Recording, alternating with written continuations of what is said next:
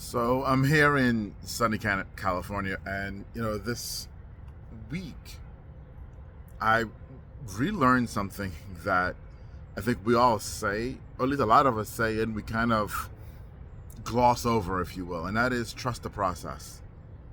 Um, as a coach in sports, heck, as a coach in business, I've said that. You got to trust the process. We used to tell our kids that all the time in sports. Trust the process. In other words, understand that we know what we're doing. Trust the process. And yeah, we might believe it, but this week, I've learned it in a very, very different way. Okay? Because oftentimes, trusting the process, what we end up thinking, at least for me, maybe I'm the outlier on this, but it's like, we set up the process and we know what the outcome is, and we say we're going to get to the outcome and we're just going to go through the process. We're just going to trust it. But through that, we also expect, there's a key word, we also expect that certain things are going to look in certain ways, right? And I just did 3 dinner with friends in a row, really, in less than a week.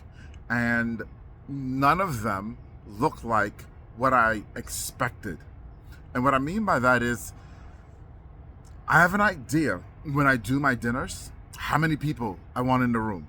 And if we have less than that, that is going to be a complete flop. It is not going to work.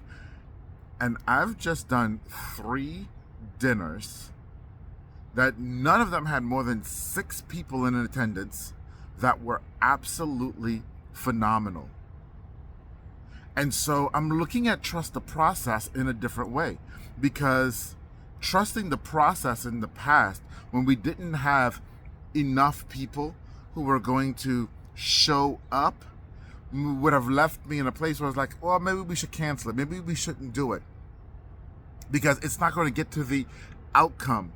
But not only did we get to the outcome, but we superseded the outcome that I would have even expected if we had more people. And so understanding and trusting the process also means that things aren't always going to, as you're going through the process, look like what you think they should look like. Things aren't always necessarily going to be exactly how you envision them, but if you know you're doing the right things, if you know you're taking the right actions, that the final outcome will get you to where you're supposed to be. And even in that, understanding the measurement of the final outcome isn't always about measuring what you think you're supposed to be measuring.